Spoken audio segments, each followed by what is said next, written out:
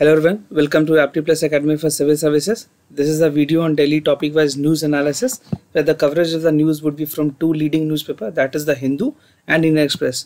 तो दोनों न्यूज़पेपर से जो इंपॉर्टेंट न्यूज़ है, जो न्यूज़ की थीम है, जो टॉपिक है, उसको समझने की कोशिश करेंगे ताकि आपका ज़्यादा से ज़्यादा बेनिफिट हो सके प्रीलिम्स और मेंस एग्जामिनेशन में.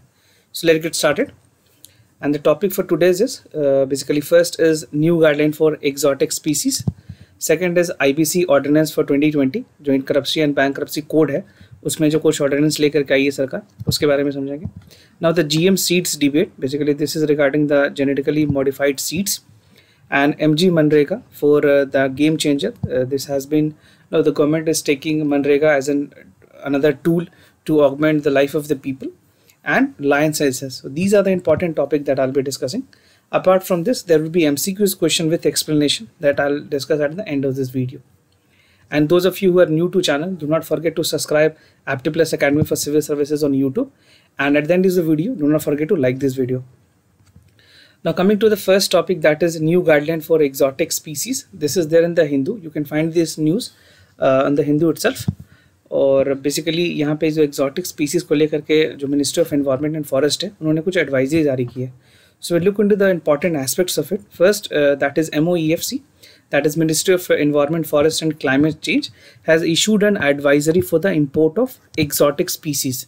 तो गवर्नमेंट ने जो एडवाइजरी दी है उसके अकॉर्डिंगली जो भी लोग अगर इंपोर्ट करते हैं कोई भी एक्सॉटिक लाइफ स्पीसीज को, तो they will have to make a voluntary disclosure. उनको बताना होगा कि what are the number of species they are basically importing from which countries and the name with the quantity.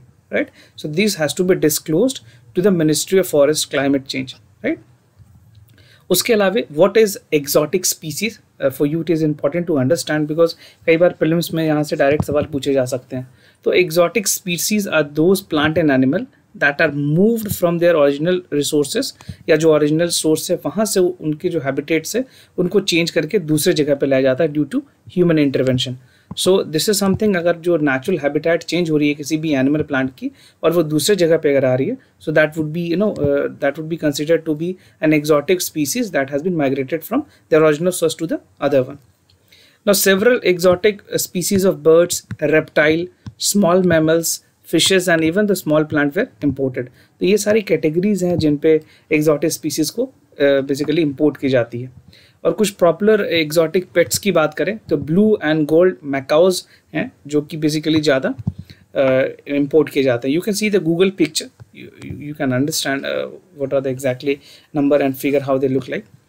And this is something which is again can be important because अगर बात करें जो measures ली गई है, so this is the rationale behind the decision की जो कोविड-19 की जो आउटब्रेक हुई है उसको लेकर के जो वाइल्ड लाइफ की जो इलीगल ट्रेड है और जो जूनोटिक डिजीजेज हैं उसको कैसे कंट्रोल किया जाए. यहाँ पे मैं एक चीज़ आपको बताना चाहूँगा, जो वुहान में जो चीज़ें बेसिकली चाइना में हुई थी, वहाँ पे एक वेट मार्केट है. आप गूगल पे बेसिकली या यूट्यूब पे इस मार्केट के बारे में देख भी सकते हैं. This is called wet market. So this is the place where the expert are of the opinion कि यहाँ से जो कोविड-19 के जो बेसिकली इंसेप्शंस जो हैं that is from this market itself. Right. तो government is taking all precautionary measure so that जो इलीगल वाइल्ड ट्रेड है या जो जूनोटिक डिजीजेज हैं उसको कैसे कंट्रोल किया जा सके. And the entire intention of the government of India is to handle the species and their involvement with regards to basically illegal trade that is mandated in the CITES. जो हमारा convention for international trade of endangered species है उसके India signatory है. इसी वजह से this is something which India has to take all the precautionary measures. Right. Now there are some constitutional provision also which is there related to the Wildlife Act. So there are two important articles. The first is Article 48A and the other is 51A. So this is again very important. अगर आप mains examination में लिखते हैं तो ये सारी चीज़ें आपको वहाँ पे कोड करनी पड़ेगी. In 48A, the Constitution directs the states to protect and improve the environment and safeguard the wildlife and forest. So this is mandated in the Article 48A itself, and this was included in the article in the amendment of 42 Constitutional Amendment Act 1976. So this again can be an important point. This would be relevant for prelims examination. Now coming to Article 51A, so this impose certain fundamental duties. If you have read fundamental duties in your polity, you must be aware that this is something which is obliged to each and every citizen of this country, that the fundamental duties entail that every person of this country need to protect, improve the natural environment including the forest, lake, river, wildlife and all compassionately linked to the life creatures, all the living creatures basically, right तो ये सारी चीज़ें mandated है article 51A में, जो कि एक तरह से फंडामेंटल ड्यूटीज़ भी है. So these two again are very important provisions were related to Wildlife Act. Now coming to the other important topic, that is IBC Ordinance Act. So government has made some changes amid the lockdown in this country. So the Union Finance Ministry has announced a slew of measures to alleviate the economic crisis. So the first and foremost thing what they had did, they have effectively suspended the bankruptcy procedures where the proceeding for the person impacting because of the COVID-19 as linked for the 6 month. तो यहाँ पे पहले अभी सरकार ने क्या कहा है कि जो भी चेंजेस लाए गए हैं, मैं बेसिकली आपको बताऊंगा आगे क्या है. सेक्शन 10 में चेंजेस लाई गई है and this would be continuing for at least minimum of 6 month and a maximum of 1 year. So IBC जो इनैक्ट की गई थी गवर्नमेंट की तरफ से, that was enacted for smooth and quick resolution of the companies facing insolvency issues. जो भी company के साथ जो इंसॉल्वेंसी बैंकरप्सी का जो इशूज है उसको एक अर्लीस्ट रिजोल्यूशन देने के लिए they have come up with this liquidation options. But the changes that is there from the government of India, अभी जो रिसेंटली प्रेसिडेंट ने परमलगेट किया ऑर्डिनेंस को, तो उस ऑर्डिनेंस के मुताबिक जो चेंजेस लाई गई है that is on the IBC 2016, that is insolvency and bankruptcy of 2016 में जो changes here, that is the cabinet has approved the introduction of section 10A. This again can be very very important for your prelims examination. तो prelims में direct इस पे सवाल आएंगे. और इससे पहले जब IBC कोड आई थी 2016 में, उस टाइम पे भी UPS ने prelims में इसमें डायरेक्ट सवाल पूछे थे.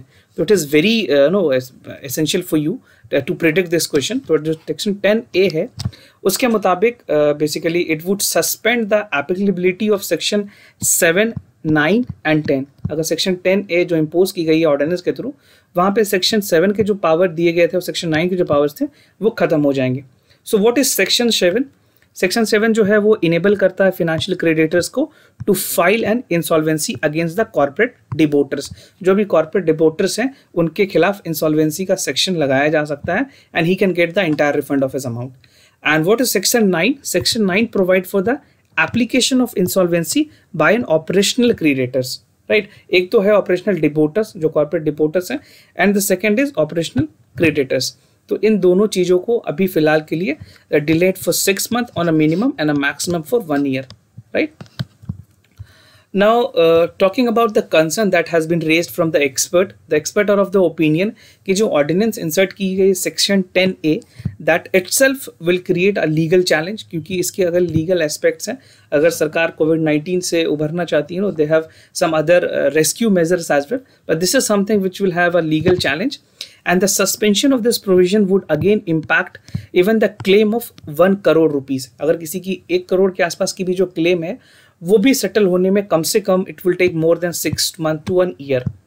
So this is something which government has to again think, and the ordinance is yet to get the assent of the president, because अगर अभी पार्लियामेंट नहीं चल रही, आपको पता है किसी भी ऑर्डिनेंस को पारित करने के लिए to get an assent we need Lok Sabha and Rajya Sabha to pass it. तो अभी ऑर्डिनेंस बनाई गई है and the other procedure it has to be passed from the Lok Sabha and the Rajya Sabha, right? तो उसके बाद ही ये फाइनली एक्ट बन पाएगी और ये पारित की जाएगी, कानून बन पाएगी. So let's see what government is doing, because there are some other concern from the quarter of the expert that they are of the opinion कि अगर ये चीज़ें पास होती है so this would have an other legal battle and concern for the citizen of this country. Now coming to the other important topic, that is GMC debate. You can find this news in the Indian Express. This is there in the explained page of this newspaper. So talking about the GM seats, basically Sheetkari संगठन है. This is there in the Akola district of Maharashtra. They have announced कि this year they will take a large scaling of unapproved GM crop across Maharashtra. Because of the COVID-19 हुआ क्या है कि जो भी किसान थे उनको अपने पैदावार से काफ़ी ज़्यादा नुकसान हुई है, and those farmer has not earned profit in the recent crop. So what they'll be doing, they'll be shifting to GM crop, ताकि जो प्रोडक्शन है जो नॉर्मल टाइम में अगर किसी क्रॉप को अगर मान लो 6 महीने लगते हैं, हाइपोथेटिकली मैं एग्जांपल बता रहा हूँ, सो इफ टेक 6 मंथ, अगर GM क्रॉप लगाई जाए so this can the time duration can be reduce to 3 month और 4 month. So this is the reason they said कि will be opting for a GM crop. और present जो kharif season है उसमें farmer would undertake the mass sowing of the GM seeds. So this would include maize, soybean, mustard brinjals and herbicide tolerant that is HT cotton, क्योंकि आपको पता है BT cotton is already permitted in India. मैं आगे आपको इसके बारे में बताऊंगा. So this is something which government has said कि they will be doing this, okay, without the approval of the government. This is not yet approved by the government of India. And farmer has carried out serial movement in the last year also. इससे पहले भी सरकार ने इस चीज़ के लिए movement किया था. So this is basically regarding the movement of the Shetkari Sanghatan which want कि गवर्नमेंट अलाउ करे इन सारे क्रॉप्स को भी फार्मर्स को अलाउ करे ताकि वो लीगली इस चीज़ को प्रैक्टिस कर सकें. ना बात करें जेनेटिकली मॉडिफाइड सीड्स की, what is this? Basically GM जो है टेक्नोलॉजी है जहाँ पे DNA जो होती है उस क्रॉप की, उस पर जीनोम सीक्वेंसेस की जाती है. एंड बेसिकली जो GM प्लांट है that is a new DNA is transfer to the cell. एक नई किसी भी जगह पे आपको ऑल्ट्रेशन करनी है उस सीड्स के DNA पे, तो एक इंसर्शन की जाती है और जिस चीज़ को भी बढ़ाना है, मान लो न्यूट्रिएंट क्वालिटी बढ़ानी है या फिर उसकी एफिशिएंसी बढ़ानी है, तो वो इंसर्ट करके यहाँ से जेनेटिकली मॉडिफाइड के तरीके से की जा सकती है. This is something which is done in the laboratory and the seeds is again been taken to the farmers. Now this cells will help to grow the tissue culture whether transform into the plant. और जो seed production है that will have a new DNA, तो new DNA insert करके उसके जो quality है उसको improve की जाती है. The most common way of inserting in using the basically gene gun method जो है उसके थ्रू इसको करते हैं. और the other genetic engineering techniques की बात करें तो हमारे पास इलेक्ट्रोवापरेशंस हैं, माइक्रो इंजेक्शंस हैं एंड एग्रोबैक्टीरियम है. So these are some of the genetically modified seeds methodology through which the modifications can be done. Now talking about the legal position of the GM crop in India, basically हमारे पास genetically engineering appraisal committee है जिसको GEAC भी कहते हैं. This is again important for your prelims examination. तो ये apex body है जो अलाउ करती है किसी भी commercial release of GM crops के. इनके परमिशन के बिना GM क्रॉप्स नहीं की जा सकती है. एंड इन 2002 जो GEAC है they have allowed commercial release of BT cottons. BT cottons को ही इंडिया में सिर्फ अलाउ किया गया है बिकॉज इंडिया में 95% ऑफ कंट्री के जो कॉटन है they are coming under the BT cottons. तो this is very essential also, ये ज़रूरत भी है अभी प्रेजेंट कंट्री के लिए, इस वजह से GEC है allowed this. And out of use of the unapproved GM variant, they attract basically अगर कोई इसके अलावे कोई करता है, जैसे कि बेसिकली अगर नॉट अलाउड पार्ट्स को अगर करें या क्रॉप्स को करें तो वहाँ पे पिनल टर्म्स है, 5 ईयर की जेल टर्म भी उनको हो सकती है and 5 and up to 1 lakh rupees under the environmental protection act 1989. सो ये भी आप याद रखें, इनको जो पावर दी गई है वो EPA 1989 के थ्रू दी गई है, right. Now, Manrega as a game changer. This is by Deepak Drake Debroin. He is a Congress. Basically, he is a leader of Trinamool Congress from West Bengal. इन्होंने सरकार की critic बताई है, basically इस पे criticise किया है कि पहले किस तरह से government was not recognising the importance of MNREGA, but now they are taking it as a tool to augment the migrant labours, right. Now अगर बात करें जो central government they have realise the significance of MNREGA, और MNREGA is the world largest social welfare programme. पूरे विश्व में इस तरह का इतने बड़े पैमाने पे कोई भी सोशल प्रोग्राम नहीं है जहां पे 120 मिलियन बेनिफिशियरीज इंक्लूड किए गए हैं. और अगर बात करें अनएम्प्लॉयमेंट फिगर्स की तो इस बार भी, इससे पहले भी 45 ईयर की हाई रेशियो रही है. इतनी बड़ी अनएम्प्लॉयमेंट कभी भी नहीं देखी गई इंडिया में. पिछले 45 वर्षों में सबसे ज़्यादा अनएम्प्लॉयमेंट देखने को मिली है. And with the economic destruction and novel corona virus की वजह से जो मनरेगा के जो नंबर्स हैं, जो उनके जो पार्टिसिपेंट्स हैं, जो वर्कर्स हैं, वो इंक्रीज हुए हैं. वो क्यों इंक्रीज हुए हैं?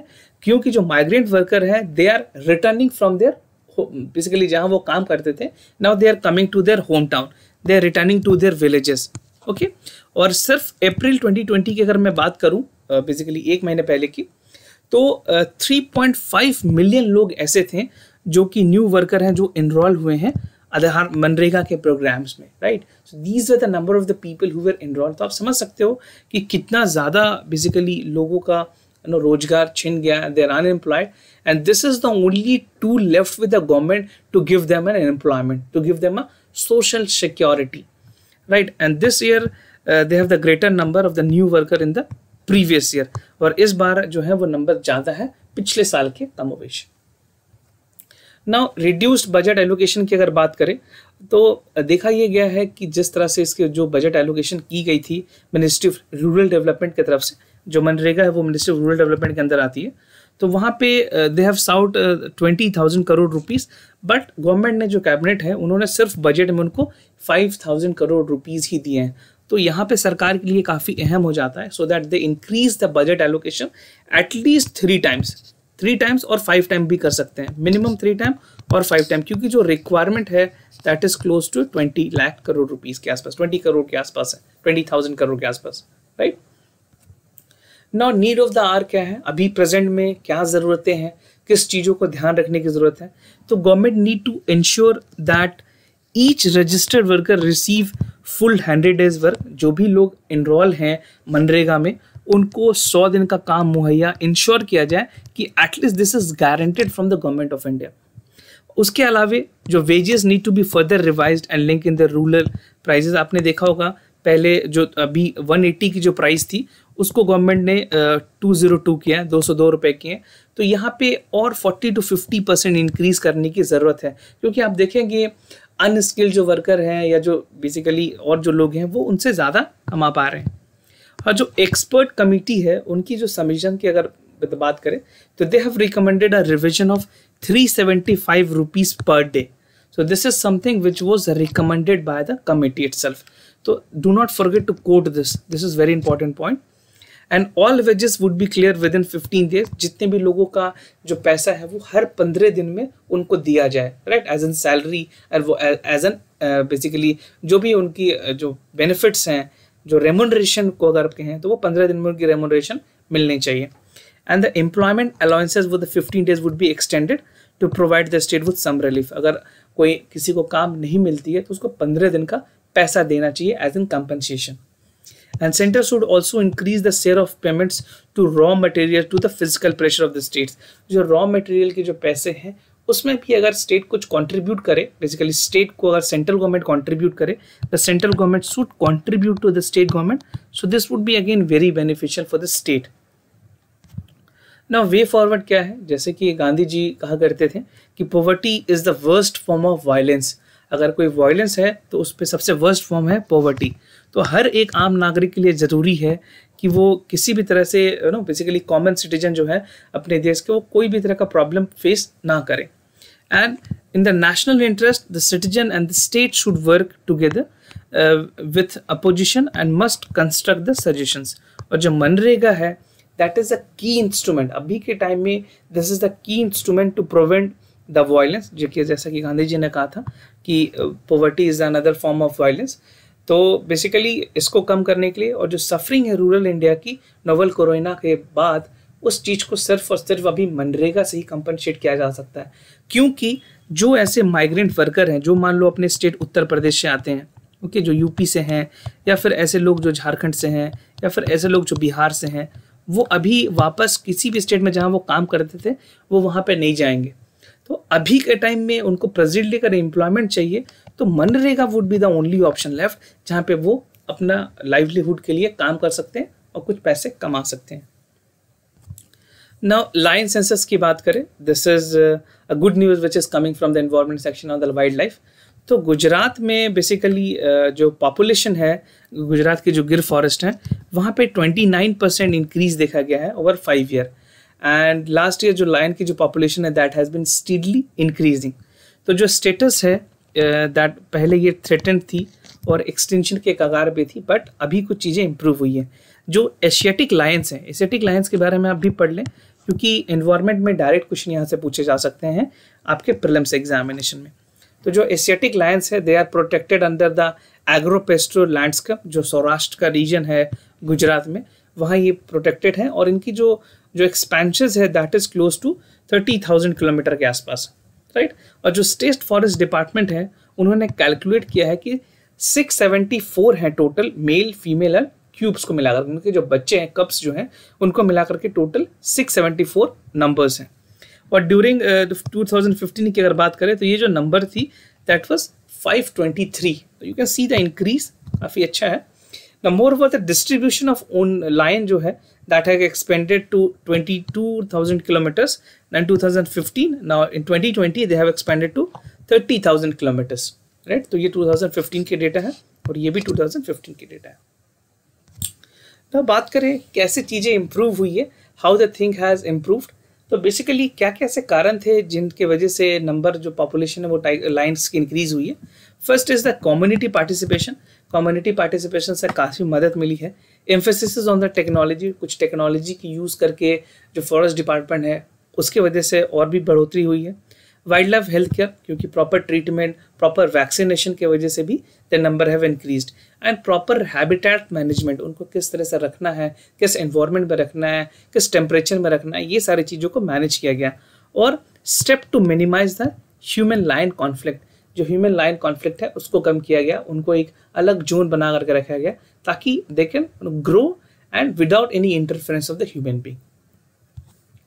और मैं आपको बता दूं कि we have started a daily answer writing practice platform in a Telegram channel.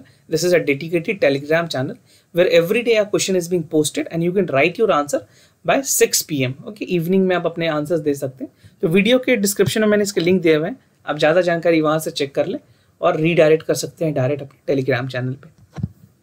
Now coming to the answers, जो कल के जो क्वेश्चंस थे MCQs थे उसके आंसर मैं आपको आज बताऊंगा। सो द फर्स्ट क्वेश्चन के जो आंसर है that is D, that is basically जो नेटिव मैरिज एक्ट है, basically that is significant coming legislative action prohibiting the child, and statement 2 is incorrect, that the Native Marriage Act is limited and it has not applicability to Hindu, Muslim and recognized faith। तो इसका जो correct answer है that is A, not D, right. Now coming to the question 2, this again statement 1 is correct and 2 is here, the answer is B। okay, there's some technical error, so answer 1 is incorrect, that the cyclone rainfall is common in the mid latitude, not in the equatorial region, and option 2 is correct, that is cyclonic rainfall occur with wind blow from all sides toward the center of the low pressure and a spiral motion of the great speed. This is by the whistling to rise up, so this is the correct explanation of it. Now coming to today's MCQs question. So the first question is coming from the economy, that is related to the masala bond. So you have to tell me what are the benefit advantages of issuing masala bond. So first, it promote and allow the food currency convertibility, and it is an offshore investor earn better return by investing in the masala bonds. So which among the following statement is correct? You have to tell me which among the following statement is correct. Like this would be correct, right? Which among the following statement is correct? 1, 2, both 1 and 2, and none of the above. So do let us know your correct answer in the comments down below. आप participate करें, कई में से कई लोग आप participate करते हैं, कई बार आप आंसर नहीं बताते हैं, आंसर बताएं, एटलीस्ट प्रैक्टिस करें ताकि इसमें आपका ही बेनिफिट है, ultimately you are benefited. So make every possible efforts to attempt your questions. आप वीडियो देख करके आंसर जरूर बताएं हमें। Now the second question is from the Indian polity. Consider the following statement with regards to amendment of the constitution. It can be initiated only by the introduction of bill neither in the houses of the parliament, and the amendment bill can be introduced by the minister only with prior permission of the president। तो इसके जो correct answer है वो आप बताइए हमें, A, B, C या फिर D। So do let us know your correct answer in the comments down below। And I would like to tell you that we are organizing a mega webinar. So this is on the theme of how to develop answer writing skill. So you can participate on 21st of June. The timing is scheduled for evening. There's this contact number for Calcutta Center and Bhubaneswar Center. You can get into this number for more details and register yourself for the mega webinars, right? And this was the session. And I sincerely thank you for listening to this video. If you have any other concern, do let us know. We'll be more than happy to assist you. For time being, I am signing off. Wish you all the best. Stay home, stay safe. Thank you so much.